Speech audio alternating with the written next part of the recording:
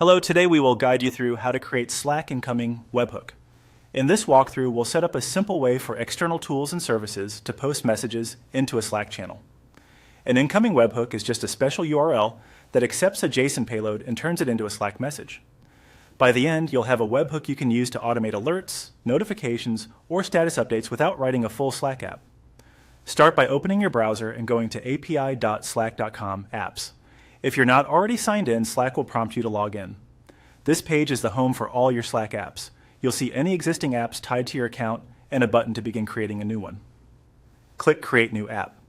When asked how you want to begin, choose From Scratch.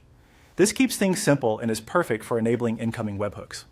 Give your app a clear, descriptive name that reflects its purpose, like a monitoring or billing notifier. The name is mostly for internal identification within Slack, so you can change it later if needed, but picking something meaningful now helps your team recognize it quickly. Next, pick the workspace where you want this app to live. This determines where your webhook can post messages. Make sure you select the correct workspace, especially if you belong to more than one. Some organizations require admin approval to add apps, so if you see a request screen, follow your company's approval process. When you're ready, click Create App. You'll land on your app's management dashboard. In the left-hand navigation, find and select Incoming Webhooks. This section controls whether your app can receive web requests and post them to Slack. Now follow the on-screen procedure. First, enable incoming webhooks using the provided toggle. Then choose Add New Webhook to Workspace.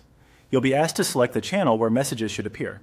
Pick a public channel if multiple teams need visibility, or a private channel if the data is sensitive. Confirm the permissions to allow posting. Slack will generate a unique webhook URL for that channel and display it on the page.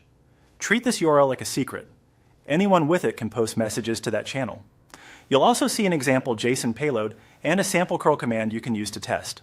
Copy the URL to your secure notes or secrets manager and consider rotating it if it's ever exposed.